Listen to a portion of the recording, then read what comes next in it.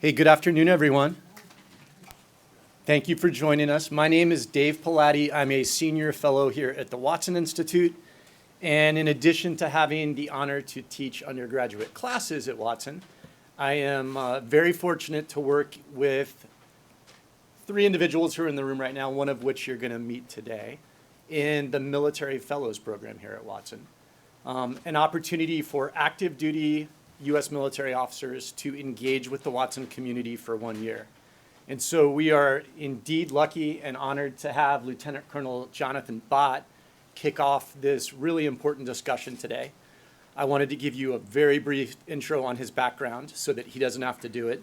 But I wanted to start also just by highlighting the discussion he's going to have is really a critical juncture in time to have because we find ourselves globally well over 100 million people who have been forcibly displaced. That is a historic figure for humanity to deal with right now. We find ourselves relying increasingly on militaries from around the world to help deal with and care for with dignity migrants, asylum seekers, and refugees. And so the story that Jonathan's going to tell today is truly inspiring, and I think probably, if I was speaking for him, one of the highlights of his career. So Lieutenant Colonel Jonathan Bott, call sign Vapor. He will tell the story if he wants to about where his call sign came from. Is an active duty Air Force officer with us for 1 year here on College Hill. He came to us from what's considered a chief of staff position, very senior position in the Air Force with the U.S. Air Force 4th Fighter Wing.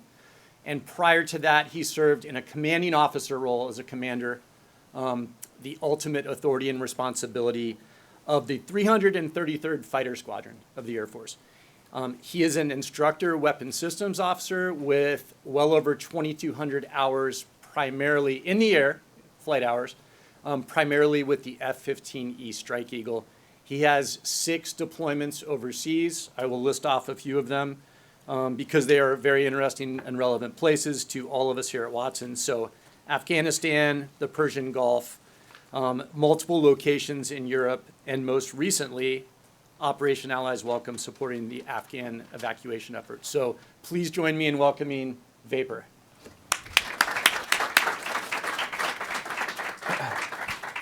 Well, with that, thank you for that wonderful introduction, Dave, and I do hope to live up to expectations in here. As my point today is to tell you a story, and not a story about failure and that led to the situation in Afghanistan, and not even a story about the resettlement process that happened after we had so many evacuees here in the United States. I can't tell that story nearly as well as our own Center for Human Rights and Humanitarian Studies, who's got a ton of great background research, and you'll be seeing a whole bunch of it published here very soon. I recommend you watch it or look into it. And also, Watson's own Trending Globally podcast about 3 months ago had a series of podcasts on the resettlement, even right here in Providence. And so I recommend that you go back and take a look at those pieces as well. Instead, my point here is to tell you a story about hope, and the hope that connects that failure and that resettlement. Here's a clicker here someplace. Thank you. That's me. We talked about that. Before I go into the particulars of the story, though, I do have to give you a disclaimer that this is based on my own lived experience, and these are my opinions, not those of the United States government, the Air Force, or anyone else, right? So blame me. And secondly, if there's minutia in the stories that I'm telling that is either incorrect or splitting gaps or even sounds illegal, it is probably my fault. Do not use it as retribution towards someone later on, all right? Everyone was absolutely trying their best as we went through this. This story is going to be about the largest airlift non-combatant evacuation operation in history, much larger than Vietnam, where over 124,000 people were airlifted out of Afghanistan and then delivered to 40 different countries, although the majority of the 124,000 right here to the United States for resettlement. The story is going to be about running one of those particular resettlement camps, or the safe havens, as they work toward resettlement in other places. Everyone loves videos, so if I can do this correctly, I'll start off with a short video about the men and women of the 4th Fighter Wing who helped participate in that.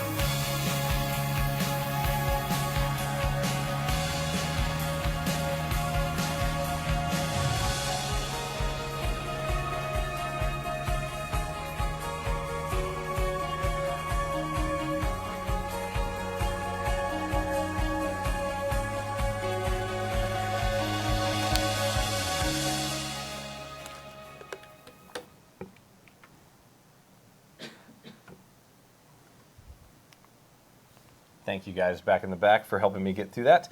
All right, so I'm not going to cover each of the pieces, the details on this timeline, but I'm happy to unpack them later on. The bottom line is there's a ton of things that happened with America's interaction within Afghanistan over decades.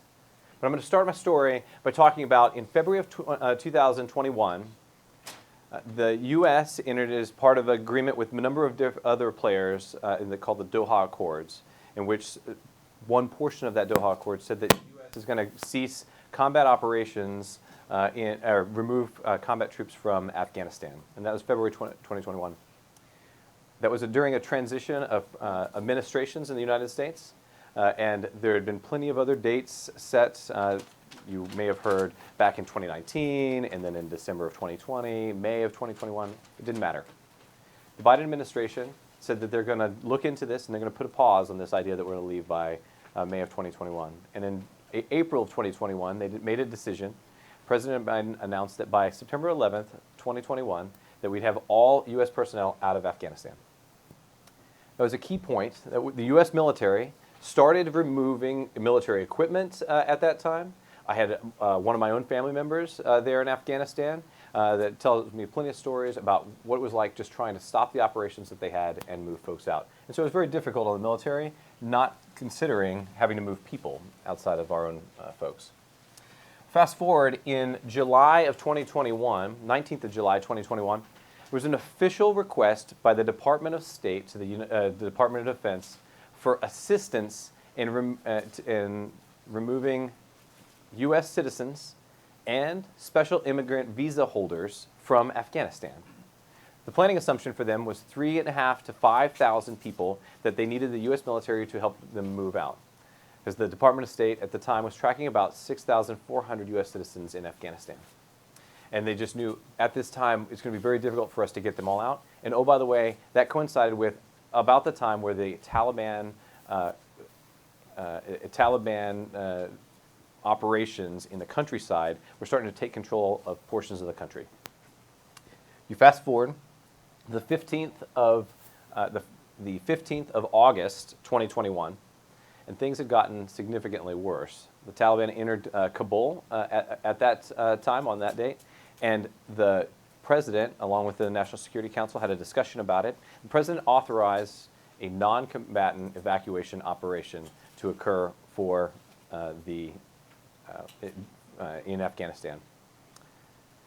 Within 24 hours of that authorization, and 3 hours after the higher headquarters called Transcom gave release, there were 17 C-17s in the air carrying a number of different things to support this operation, but that included a contingency response group from the United States Air Force and a contingent of about 2,500 soldiers from the 82nd Airborne on the way to Afghanistan. The next day, the 16th of August, the airport in Kabul was overrun by over 100,000 people on the airport, and we had significant difficulty in getting that airport up and running again over the course of the next about 3 days from that, and I'll tell a further story about it. Other dates to keep in mind is the 29th of August, the Abbey Gate bombing occurred. That's going to come up again later on, and that was where over 200 people died, along with 13 U.S. service members and 20 service members were injured.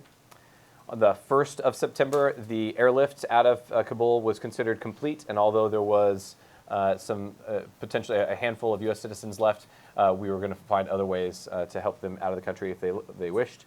And then the other date is on the 19th of February 2022, so that is a significant amount of time later. The last of the evacuees left the Safehaven sites within the United States and were resettled in places out of the country, or around the country. So, what is a NEO, non-combatant evacuation operation? Well, there's the definition of what starts that. And the big takeaway I want you to take from this is that the U.S. Department of Defense does not operate on its own. We are always beholden to our civilian leadership. So in order to do anything, to include a NEO, it has to come from either a presidential order or through a request from another department or agency, which I gave 2 examples of that in the timeline. The other piece that I want you to take away from that is this initial planning assumption that occurred during the summer all the way up until the middle of August was only about 3,500 to 5,000 people. That included the Department of State asking countries around the world, hey, can you help us support some folks out of Afghanistan, to include U.S. citizens, special immigrant visa holders? Can we place them at places within your country as we were pulling them out of Afghanistan and we look for onward movement? That changed on the 15th of August when those same countries that we asked for help with 1,000 people or a few hundred people were now saying, hey, can I park 20,000 people on this base in your country, and I don't know when they're going to leave, right? And that's going to come back up one more time later. The last thing I want to point out here on the slide is the U.S. military at the beginning of August, as they started seeing that Taliban offensive occur, did a war game on what it would take if we truly had to remove every person that wanted to leave Afghanistan or all the folks that were connected to the U.S. military. And in that war game, it came out that would be about 50 to 100,000 people, and that would take 54 days from the time we started, which would have taken about 2 weeks to just get the things in place, to get them out of Afghanistan. The takeaway is it took a lot less time for us to do a lot more. And so we can overcome even the war game assumptions there. Leaving Afghanistan, this was not just a U.S. military operation, right? 90% of the airlift certainly came from the United States military. However, we had over 40 allies and partners around the world that helped with this airlift, primarily by opening their doors. They said, here, come here, we'll help. That was critical, especially in 5 locations. Those are marked as lily pads on the map, that we took folks out of Afghanistan and were able to land there with our C-17s, offload them, and allow the ongoing processing to happen. And I'll try to give you a little story about that later. Subsequently, from those lily pads, we moved them to 8 different locations across the United States called Safehavens. And we did that through Dulles and Philadelphia primarily. One of those 8 locations was Holloman Air Force Base in New Mexico, where I was operating. I promise more pictures, so you don't have to just listen to me. But one key point is we were using a bunch of U.S. military assets to move things out of Afghanistan because it was dangerous. There was no control around the airports and things like that. However, we needed a lot more help moving all of these folks across the world. And at the height, we were moving 25,000 people a day, either from out of Afghanistan or across multiple locations. We did that through activating CRAF, which is the Civil Reserve Air Fleet. It's a deal between the United States government and civilian companies like Delta or United, American, et cetera, and among a whole bunch of other ones that you haven't heard of, that says when we need them, we can call on them and they will fly people and cargo for us in places, and then on the backside or out of this deal, they get preferential treatment for government contracts of different kinds. It was the first time that was activated since 1991 and the Gulf War. And without it, we couldn't have done what we did. These pictures are of lily pad locations. This is an onward processing area where you see those lines not only in Afghanistan, but across some of these lily pad locations. It was extremely difficult for the U.S.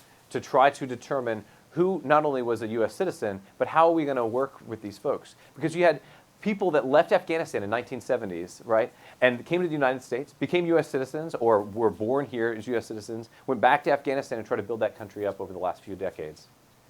They created families there. They had wives, children, et cetera, and now they're leaving. They may be U.S. citizens, but their family wasn't. And so how do we determine the difference of that? And the idea originally was, oh, we'll just move the U.S. citizens without thinking all the second-order consequences. So that was a very difficult thing, and you could see the mess that it caused as we started doing some of that processing. This is a picture of the ramp at Al Udeid Air Base in Qatar. That air base primarily has fighters and bombers, and then it has a lot of cargo aircraft that move things in and out of Central Command, which is across the Middle East. It goes from the Horn of Africa up to the Stans, and then from Pakistan through the Levant.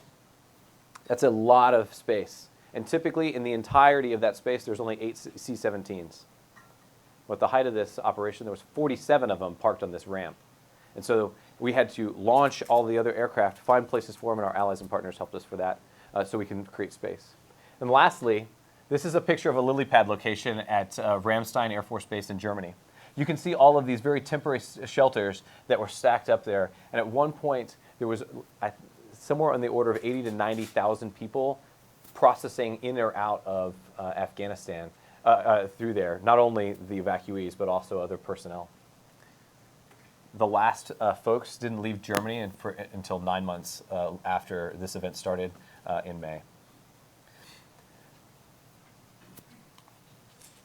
As we all know, thank you, Moltke, that no plan survives first contact with the enemy.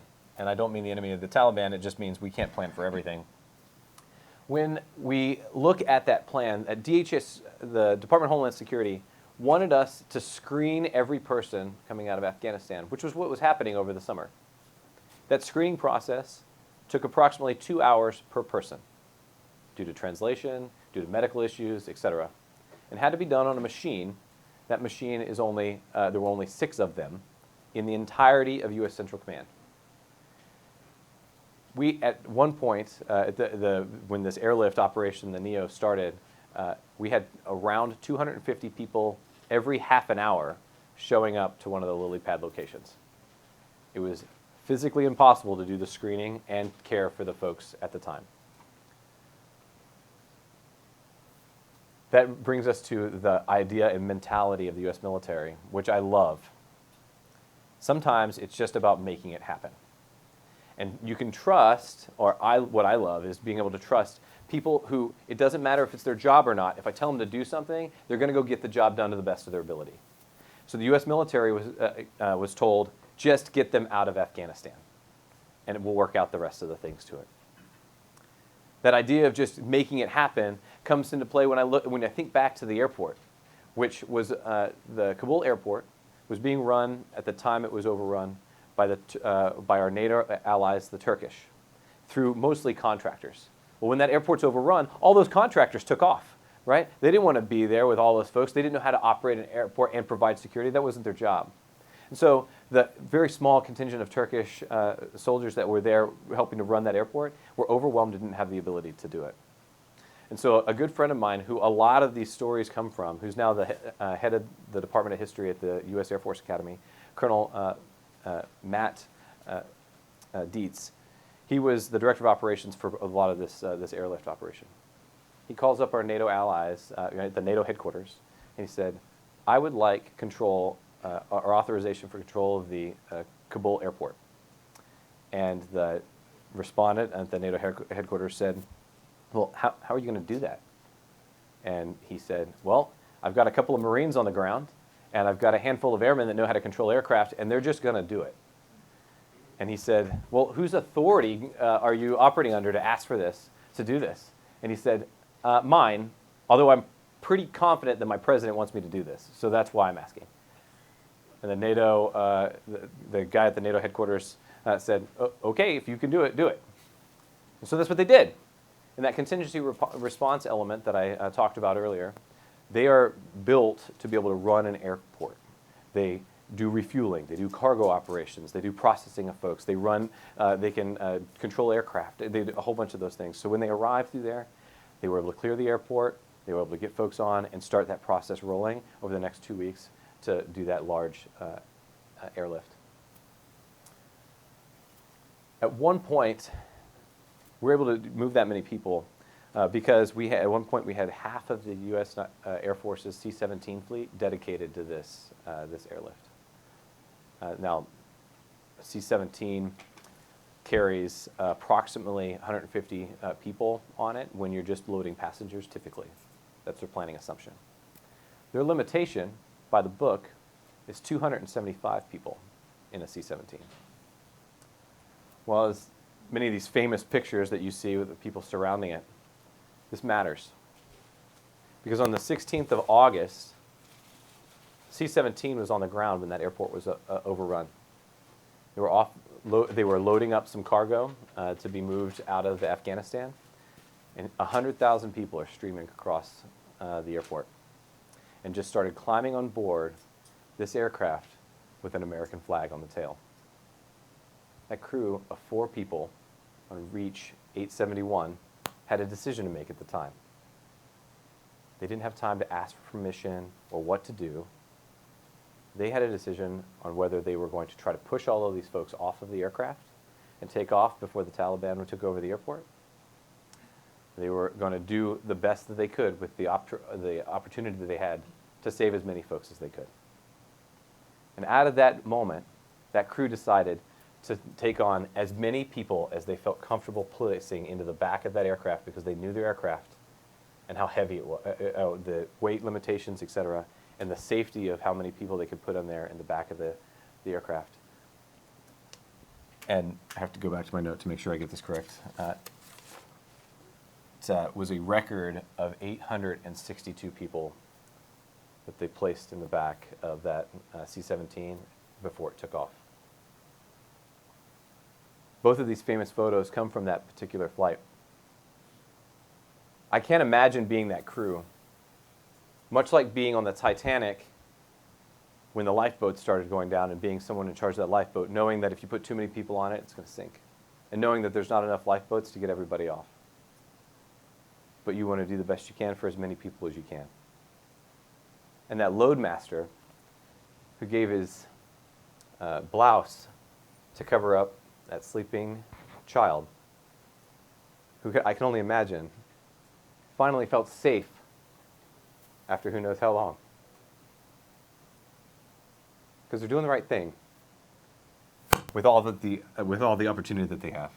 Not asking for permission, making the best risk decision that they had. So, that's the story of the airlift. But why is some random fighter guy up here talking to you about an airlift operation out of Afghanistan when I wasn't even there? Well, it's because at the time I was called to, I was living in North Carolina as part of the 4th Fighter Wing there, and we were asked to go start up a safe haven or a site to bring many of these evacuees in the desert of New Mexico, essentially, at Holloman Air Force Base. This is geography, so Texas, the digits are driving distances to major cities, and I use the word major loosely, as Las Cruces is about the same size as my town of Bristol here in Rhode Island. And there's a whole lot of nothing. Like, this is a missile test range, right? And that's the reason why there's a base out that way. So the timeline for how we got there and why was that selected, I think matters.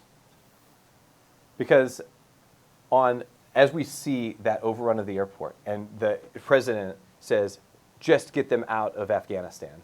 We don't know how many people are coming. The military had previously planned for one site within the United States at Fort Lee to help those 5,000 people or so process into the United States and resettle across the country. But when we see that the airport overrun on the 16th of August, we know this is going to be a lot bigger than we had planned for. And so in the subsequent week, we had to select 7 other sites and start building those sites up to be able to process and care for people as they got to the United States. The site survey for New Mexico occurred on Monday, the 23rd of August.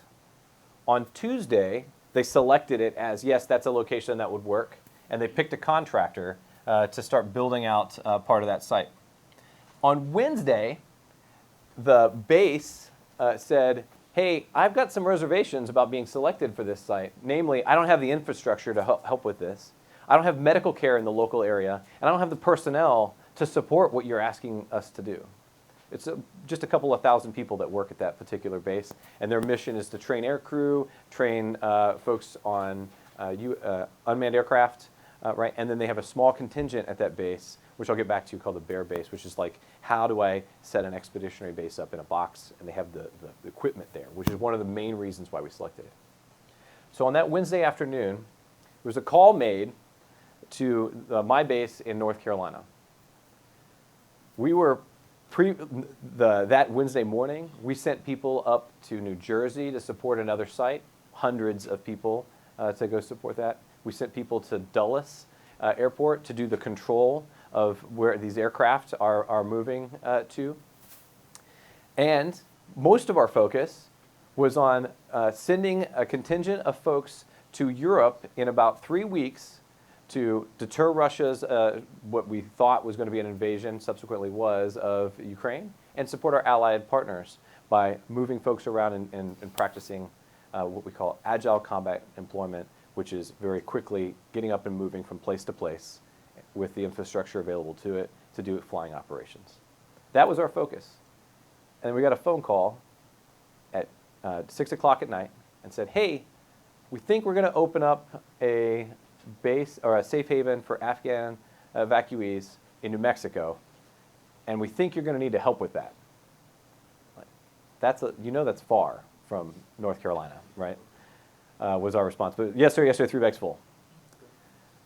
Not waiting for, I think you're going to have to help with that, we just leaned forward. And on Thursday morning, thankfully at our base there was a tanker squadron, so air refueler. They primarily carry fuel, but they have the ability to put some people in the back of it. And so we sent 50 experts that were planning to go to Europe on a tanker to New Mexico to say, go figure this out, please.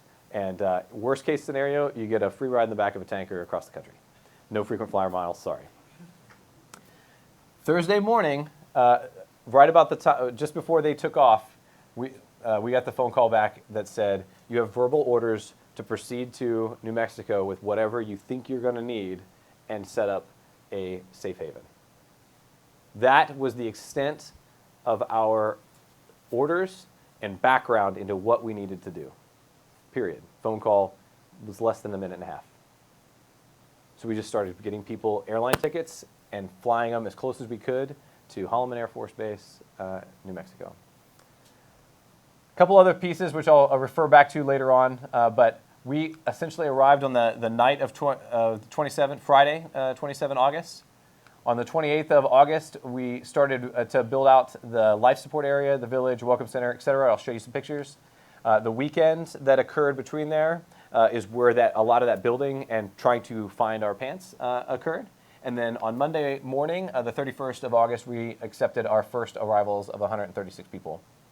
We have a bunch of interagency, that means across the United States government agencies, and then a whole bunch of NGOs that were coordinating and helping, that had a cell and an operating center essentially set up on the 10th of September, and then on the 27th of January was when the last arrivals left from Holloman.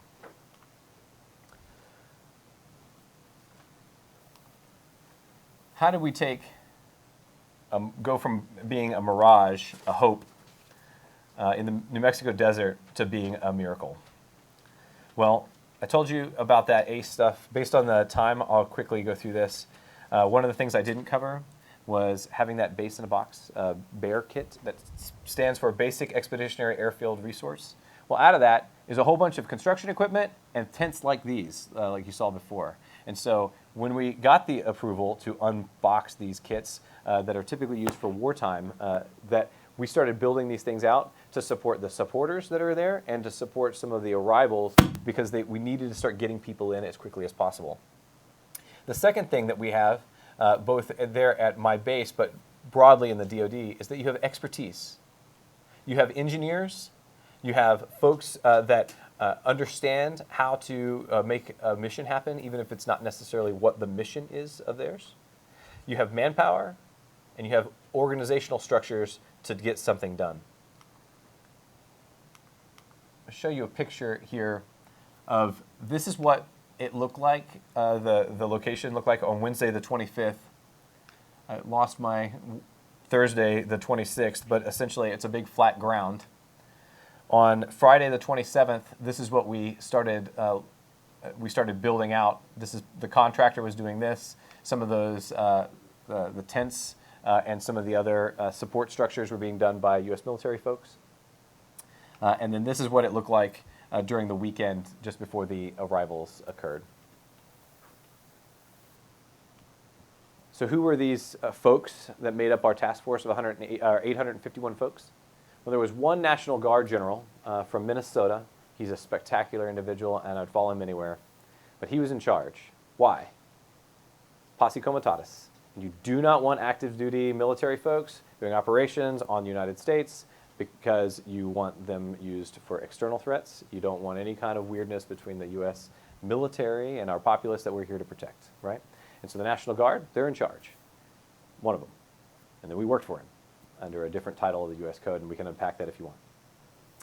There were 257 folks from North Carolina. That was those expertise that I particularly talked about. And then we were ready to go execute command and control. How do we operate? And then start building stuff out.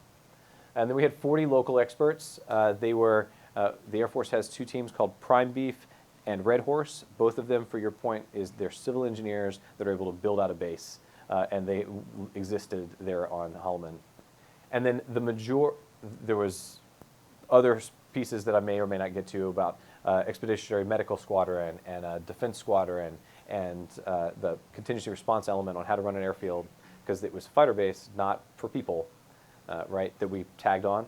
But the vast majority, and this is what I want you to take, were volunteers and airmen who just finished basic training.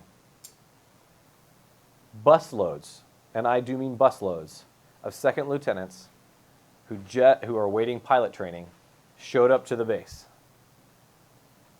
They're not good for much. They just graduated college. So there are folks that are in this room right now that graduate college, join the Air Force, right? And 2 months later, they're showing up saying, I'm here, I'm ready, let me help you, right? I say that tongue in cheek. They were excellent help. The other thing, and the vast majority of our task force, were 18-year-olds who were in high school 3 months before. They finished basic military training, and before being taught a particular job in the Air Force, they were bused from San Antonio, Texas, to New Mexico, and they said, go help. And they did. So we organized around that. We put them in teams, and we got them to work. One of the most critical things that they did, which I wanted to show a couple of pictures of, was these partitions. Why that's important, right? The contractor was given a very basic contract that said, go build wraparound services for 5,000 people, period. Their idea, based on what was available locally and things like that, were these big tents that looked a lot like a wedding tent, open bay. That's difficult culturally if you're coming from a culture where women and men do not associate necessarily together, and you can't have single men with families around in just an open bay with a bunch of cots. So to overcome this, the airmen that were associated with it, some of them, would build partitions with lumber that we were able to source around to give little family dividers, and we tried to divide the tents up based on who was going to live there. The other thing the airmen had to do in that first weekend that we arrived was find a place for them to live. So this is a picture of the gym floor being set up on the very first day that we got there, because there was not places in the local area for our supporters to live. So we just put a bunch of cots up on the gym floor, and then used some of that bare base kit to build up these tents, 111 of them with 8 people in each of them, in order for them to live right in the desert right next to the village that we were trying to build out.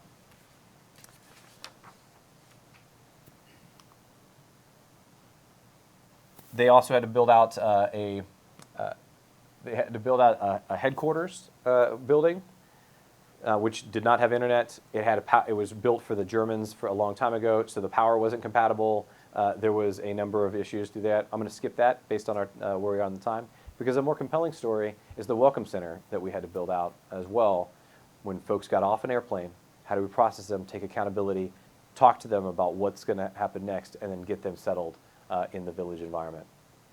That welcome center was a cargo facility. There was power and light. There was not internet. There was not support structures. A lot of these desks, some of these desks existed, some of them didn't, where we moved the things in there. And as it turns out, I know this is surprising for many of you, but there are a lot of places in the United States that do not have cell service. So in and around this building, there was not even cell phone service because it's in the desert. So to overcome that particular little issue, we tried a number of things. I'll get back to one of the stories later on, but in the short term, contracted with Starlink for a lot of Starlink terminals to provide internet for this particular location and then around the village. Because it turns out that the Department of State, who originally was on this, who was originally in charge, the company that they had designed some software for this in-processing very quickly, right? This is not their fault, but that company designed the software dependent upon internet access in order to print the wristbands, et cetera, to help with the processing. That's a problem if you don't have internet, as it turns out. Other small things that we had to overcome is how do you keep accountability? How do you, there wasn't refuelers or fire trucks. You guys come on in, have a seat anywhere you'd like. For commercial planes, there wasn't even stairs to offload commercial planes because that didn't exist there. So we had to creatively get around those things. But I want to point out a couple of really important things. One is that the local families of this base came out overwhelmingly to support us. Because the day before we had our first arrivals, we had them pretend to be arrivals, getting off the bus, walk through, and to help us find out what was wrong with our process. And they helped us find things like, oh, you can't park forklifts right next to the entrance to this because some kid is going to crawl on it. Because literally, some kid crawled up on the forklifts, right, as we were going through this. Or, oh, it turns out that if you don't speak English, and we only had like 2 or 3 people that spoke a number of the 6 or 8 languages of the folks coming on, that this is going to be a real hard process to get folks through. We had 2, and I want to point these out, 2 reservists that showed up, not because they were ordered to, but they left their job somewhere else in the United States, drove across the country, and showed up at the gate. They were able to get in, right, because they were Air Force reservists who had been in the Afghan Army previously, before coming to the United States years ago, become part of the U.S. Air Force. They were critical in some of our first days, being able to translate and understand some of the problems that were there. We also had another individual that I'd really like to point out so I don't forget her, but Chaplain Jabim. There were 5 chaplains in the United States Air Force of Muslim faith. She was the only female chaplain, I think, of Muslim faith in the Department of Defense, certainly in the United States Air Force. She'd been in the Air Force for about 2 years, and she was worth her weight in gold, helping us with cultural issues and advising as to, and talking day in and day out with the families as they showed up. The last, and that helped us explain to the supporters who were that you see up here, that are waving hello, that are helping folks through, how to interact. Remember I told you there was an Abbey Gate bombing on the 29th of August. That was 2 days before our first arrivals. It was a day before most of these folks got told, get on a bus from San Antonio, thanks, welcome to the Air Force, you're going to go and help. They don't know what combat's like, they don't know the difference in many of these things. We had to explain to them that these are future Americans, that these are people we're trying to help, and that you treat them like Disney World staff does. Whatever the problem is, we work through it together. It's not that we put security on the back burner, but we had experts that were working through that, and the majority of us needed to just help because it was the right thing to do. All of these folks continue to help and volunteer, like that story of those 2 reservists that I mentioned. They volunteered outside of their work hours, right? We'd have most people on 12-hour shifts, and afterward, they'd go and help in any way they possibly could. That's where our initial language-enabled airmen helped. We just put a call out, does anyone speak any of these languages? We put a vest on them, and we put them to work doing the thing that was most critical, and that was helping them to translate or knowing some cultural issues to kind of work through those things. Ultimately, I put this picture up here. This is a buddy of mine, Latch Francis, who was an Olmsted scholar. And because he had to go to the Defense Language Institute, he had a bunch of connections there. He put in a call to some of his buddies. There was about a half a dozen of them that took leave immediately and flew out. And then later on, we were able to put them on orders. 18 people showed up to help us do translation. We had the most out of any of the sites across the United States. A little bit of I got mine happened there where we needed the help and we took it. The other thing I want to point out is from this picture is that this was a picture from my 40th birthday. I definitely had the best 40th birthday of anyone in this room, whether you've had it or you will have it. I started my day off playing soccer with some of the kids down around the village. Then I worked a 14-hour shift, and I ended that shift and went down and spent about 3 hours helping to build these partitions in one of the tents with my fellow airmen. Someone brought donuts and then we had brought some Monsters, Red Bulls, stuff like that, right? It is the most memorable day, I think, writ large of this event, and the reason why this was the most impactful event in my career. But we don't do any of this alone, right? Those volunteers matter. That includes volunteers from NGOs and interagency. There were 19 of those different organizations that gathered together. And each one, didn't matter where they were from, were treated like a full team member. And the relationships that were built right there were the reason why this was by far the most effective operating location across those 8. Because we worked together to solve each of the problems. Now, in the first 2 weeks, this wasn't easy, right? They had a representative, many of these organizations, maybe one, that could coordinate and reach back, but not necessarily manpower or resources to help get something accomplished. A perfect example of that, you see this processing facility down here. Within 24 hours, there was a Red Cross representative. And about 24 hours after that, there were 180,000 pounds of donations that were delivered there by 18-wheeler in order to help. But there wasn't manpower to offload or to distribute that aid. The U.S. military, we're not allowed to distribute aid, right? You don't want that, because then we can go into a combat situation, maybe we're shooting somebody, maybe we're handing them a lunch, like that gets really confusing. We don't want to mess with the Geneva Conventions, right? And we can unpack that another time. So what our airmen did, along with help from 2 local Masons and a couple of Salvation Army volunteers, is at the end of their shift, they go change clothes and they roll over here to this distribution facility that they created and offloaded a bunch of those, the supplies, and then we were able to get that to those most in need. It wasn't that this interagency folks that didn't want to help. One of the big problems was we transitioned from the Department of State into the Department of Homeland Security as to who was in charge. And many of them, the people that showed up there, they didn't necessarily have the authority to make a decision or to get something accomplished. So it was a slow process, which is why you saw that distance to 10 September before this was even up and running. Now, this is a list of just some of the agencies here, which I can answer a question if you want of what any of those are. But ultimately, everybody was working their best to get something done. One good story, one bad story about interagency stuff. Bad story first. Department of Transportation had a inspection program that was supposed to go on during the week that we're building up this site. Turns out that FEMA also was responding to Hurricane Irma on the 29th of August during this site. We, through the Department of State at the time, and FEMA through the Department of Homeland Security, asked the Department of Transportation, hey, can you cancel your inspection program because we need truckers to get here as quickly as possible. And this inspection program is going to delay us by about 60% on our ability to build and to support. Went up to the secretary level. It was denied. I don't know the reasons for that, but we couldn't get that accomplished.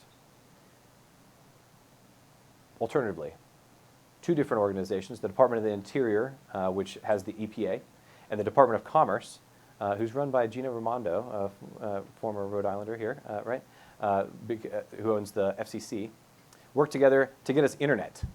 That was huge because we could stop spending as much money on Starlink, and they allowed us a temporary waiver to be able to move essentially a mobile cell tower into the area and allow the evacuees to access the internet and contact loved ones. Those are just a couple of examples of some of the legal issues that we faced. Excuse me. An example of an NGO solving a problem.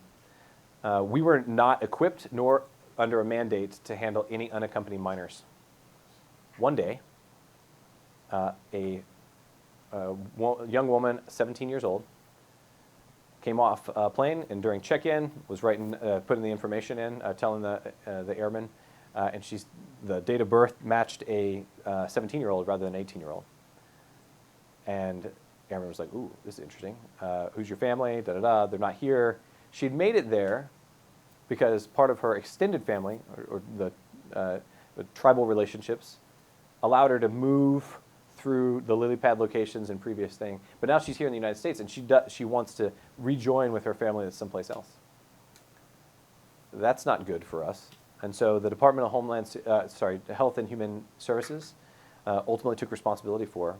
But thanks to Catholic Charities of the U.S., Within 24 hours of that young woman coming off that airplane, she was placed in a foster home in the Chicago area. She was in the foster home in the Chicago area who supported her and her transition over about the next 3 months before she turned 18.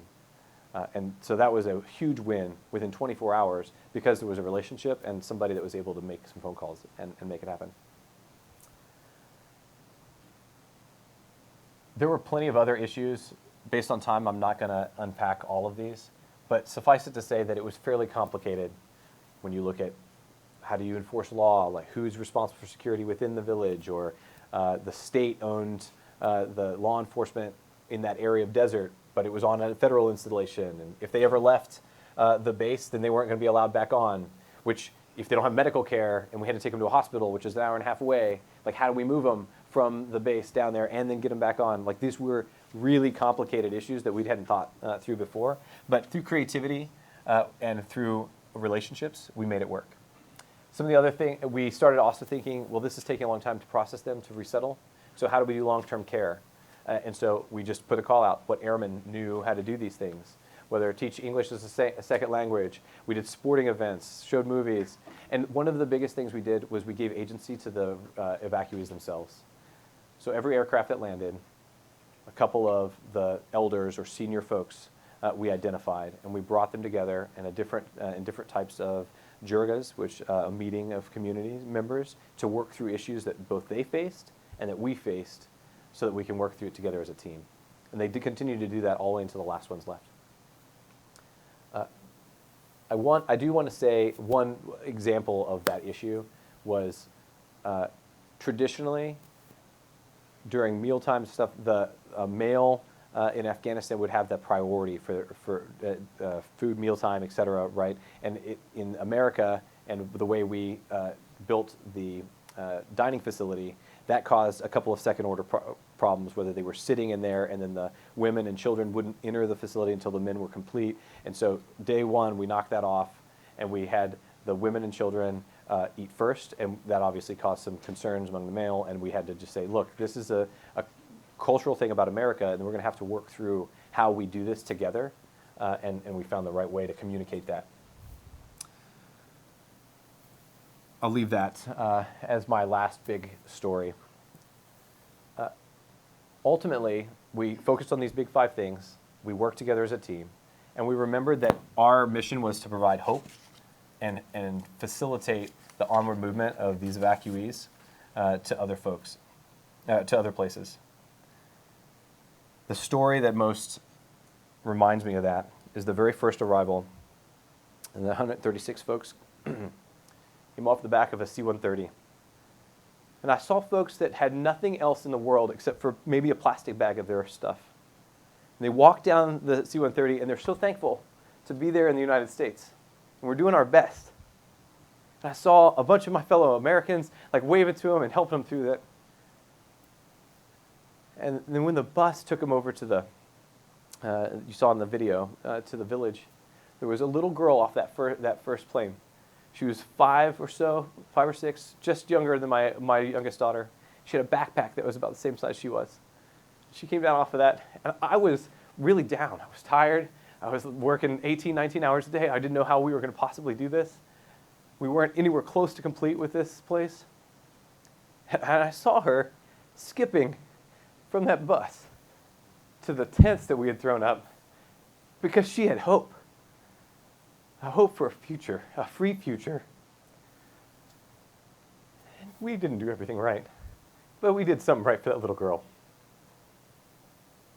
The beginning of the United States Constitution says, "We the people, in order to form a more perfect union," it's not done. That work is not complete. We may have done plenty of things wrong, but we continue to work to being a more perfect union and be better than we were before. And we made a difference for the lives of tens of thousands of little girls like that. And the work isn't done, and we're going to continue to make a difference. And I hope that you took some stories out of this that inspire you to make a difference where you are, whenever you get an opportunity to do so. And I went a lot longer in this than I thought. So if you have any questions, I'm happy to start talking Oh, the pictures of playing. That's it.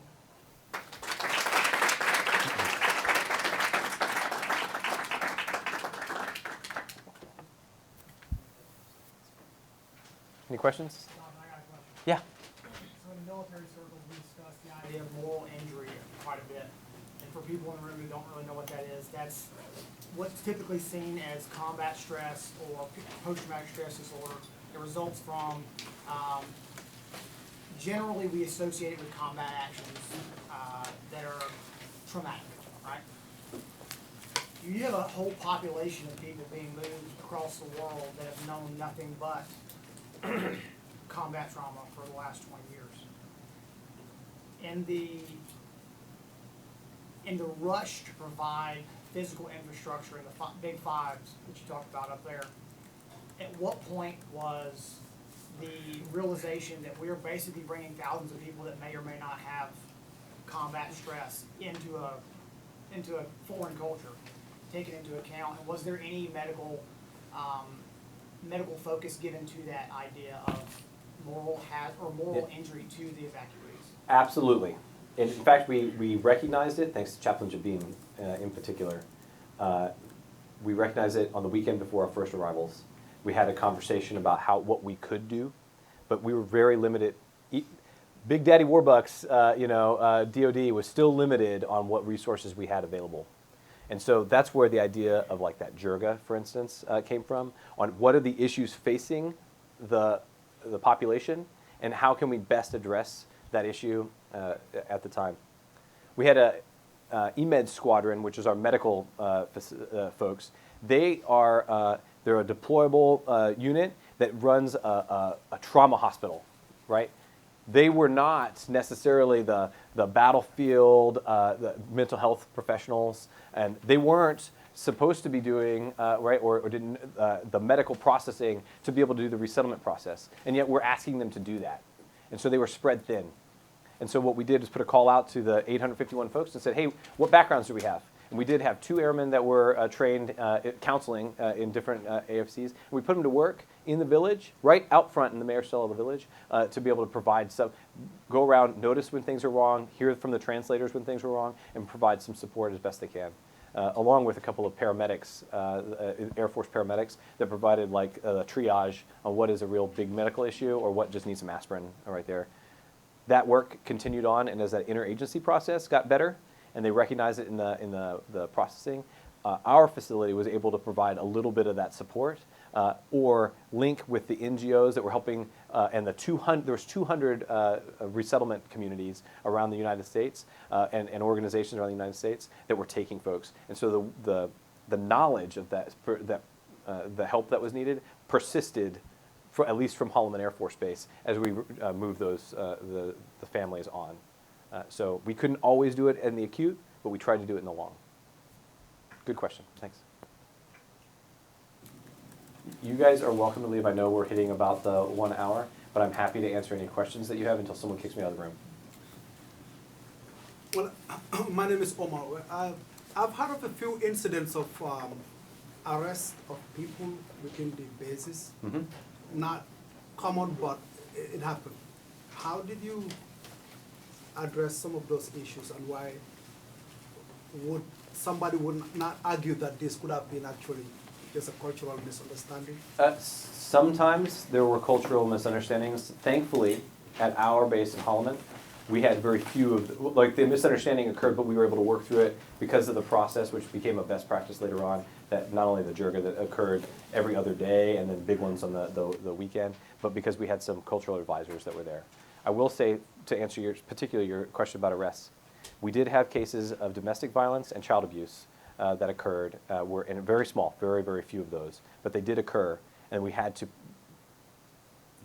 ensure that the rule of law in the United States was apparent and followed, and that justice was given an opportunity to prevail, because every other person that was there in the village deserved that justice to occur. And that was some of the legal issues on who owned that particular, I forget the word, the authority to deal with, but we were able to work through that, and I don't think that was the genesis of your question. we were careful to look at what is cultural and we can just work this out versus what needed to be handed over to law enforcement. The man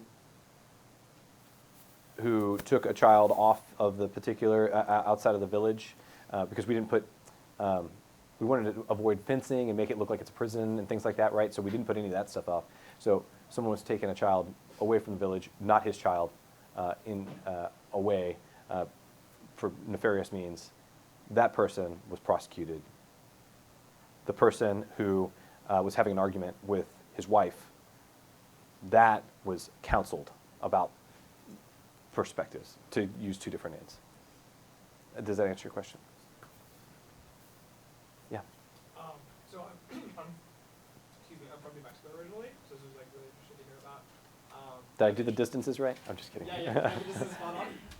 And I'm wondering, did you have to engage in any conversations with like state leaders Yes. to set all of this up, or were they independent? Absolutely, because the National Guard ultimately works with state leaders, right? And so even though our National Guard general was from Minnesota, his first stop was actually to the New Mexico governor's office, because he's going to be operating within New Mexico on Title 32, which is the National Guard, right? And so he wanted to make sure that we were well linked with that. Plenty of state and federal leaders were a bit of a problem because they'd show up and we're like, oh, DV visits. And we're like, dude, we're building tents here, man. Like, take a hike politely. But they actually provided a ton of support. So for instance, when we were having some of the transportation issues, some of the state leaders provided some physical trucks for us to use. One of the way we solved that transportation story vignette I gave was we had airmen get in U-Haul trucks, or these trucks provided by the state, because State Highway had some trucks that could carry things. And we drove them, they drove all those long distances to the nearest city they could with one of our 3 contracting officers who had a credit card. And they put, they were like, Home Depot, I'd like all of your lumber in the back of these trucks, please. Swipey, swipey, we're going back, right? And so we couldn't have done that. We didn't have the vehicles for it if it weren't for the fact that our state leaders like heard a need and met the need right there. Does that answer your question? Yeah, that's great. Thank you so much. Yeah. You didn't mention COVID very much, but we saw some masks. Oh my gosh. Can you tell us a little bit about the added difficulty of doing this during the COVID pandemic? That is probably because of my own trauma. No. So this was a very big deal. This was a portion of the vaccination push, very large vaccination push during the middle of this. It was also mandated the U.S. military get it, so that a whole bunch of increased problems. Off of the aircraft, it wasn't just COVID we were concerned about. We were also concerned about tuberculosis and a number of other things, some of which are very highly contagious. So those 12-ish tents that you saw as the big construction project was going on, that we used those tents as first overflow as we couldn't keep up with the demand of building other tents, and then later as quarantine some of these highly transmissible places. The interagency building, as they go through the process, they would offer full vaccines, a full vaccine series, even the ones that we would potentially get as children if we couldn't prove that they had it, and that included COVID shots. But some of this had to be spread out. And then the physical resources of having those shots available was a significant lift. Another one that Department of Health and Human Resources and then some of our NGOs worked together in order to provide that aid. Right. I hope that answers your question briefly.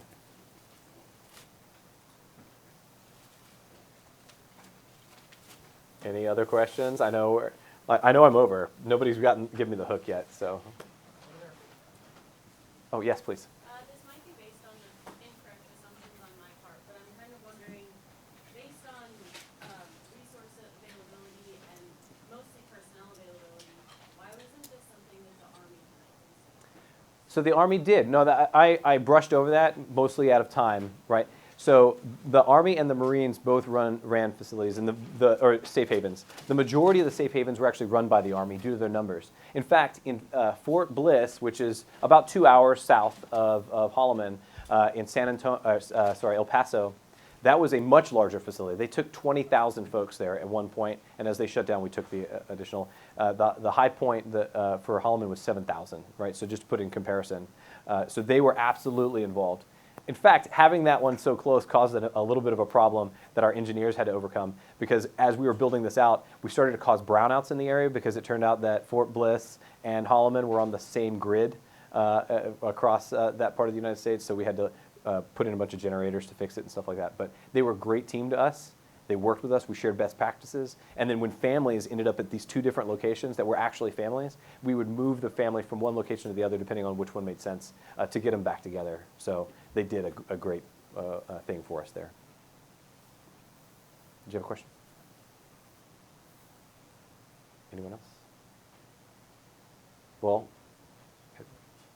if no more questions, then, oh, yeah. Can you talk about closing the center Yes, on the closing note? happily. Thankfully, by closing it, we had a lot more time to get there. There's a mess that I didn't discuss on how we replace personnel or get, now that we have resources, or as we close down these 8 different locations, which one makes the most sense to finish. But ultimately, the final few folks, getting them resettled, that was probably the hardest part. Some of the folks had background check issues that communities didn't want to necessarily accept. And so we had to really work hard to find the location that was appropriate for them. A few had some significant medical issues that had to be overcome. I think there was like nearly 300 babies born at locations around the United States. And so we had to get through the medical issue first so that we weren't handing that off to a community is what we tried to do. That's one of the reasons it delayed into the January and February. The last thing that I'll mention as this close, the teamwork worked throughout. But one of the big problems for us is we were supposed to return the site to its original setting. I mean, you saw the pictures. That's difficult to do, to say the least. And the folks that were supposed to return it no longer had the orders to stay there to do it. So our bigger problems than closing down the helping of others was physical infrastructure, trying to return that to a desert.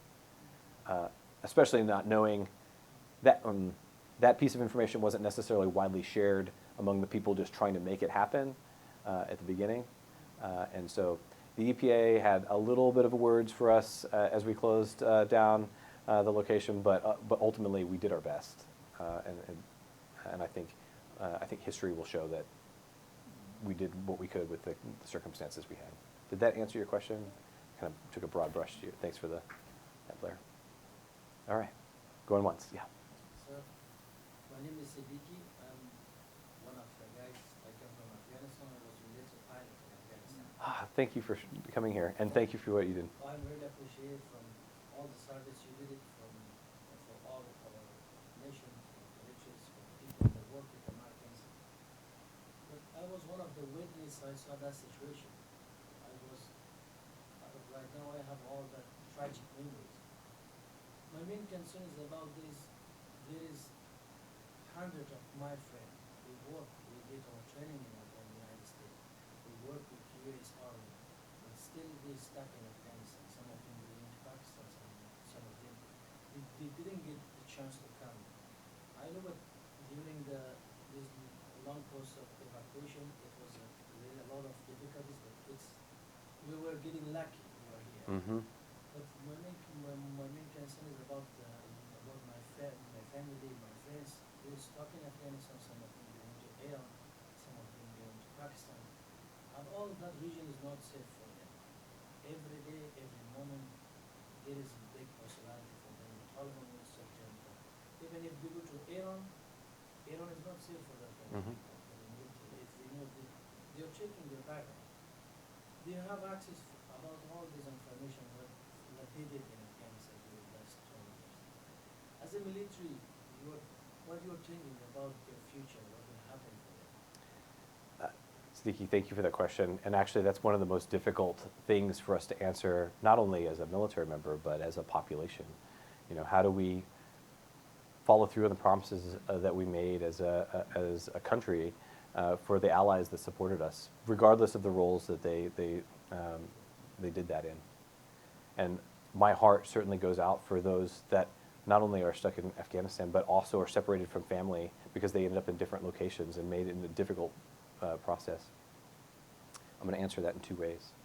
As a military member, following the orders that I was given, this particular process. My job was to do to assist with the airlift evacuation and to assist with the resettlement process so that we hand over those that were able to make it to the United States, right, to the organizations, both intergovernmental and NGOs, right? And so for that, from a military member's perspective, it actually provided some closure for us, knowing that we could help some. I look at the same military members that had to fly in Reach 781, and they were surrounded by tens of thousands of people, and they could help 862. And so they did the best that they could with the folks, for the folks that they could. And so I try to remember that when I myself have, I have not yet unpacked what 20 years of our operations in Afghanistan, where I had friends, injured and lost, much like you did there. So I can't answer those because I don't know how in that. On the other side, as an American, I'm proud and I'm glad that we didn't forget, but those complicated issues that you're referring to are still being worked either by organizations within the United States government on what right looks like in some of those particular locations, or for the people that are stuck there, and I think more importantly, that we don't just depend on the government to do it, that there are non-governmental organizations, many of which are even right here in the Providence area, that are still supporting getting folks out. And you'll see military members across the world that have been involved heavily in their private time on supporting people that they worked with, their allies, the partners that were with them fighting in Afghanistan, and trying to get them and their families out. And I don't see that ending. But I don't know how it ends ultimately. How. I hope some nice solution to make U.S. government and nation other organization to help that kind of people do stuff in the nation. You and me both. Thank you, Siddiqui. Thank you so much. With that, close.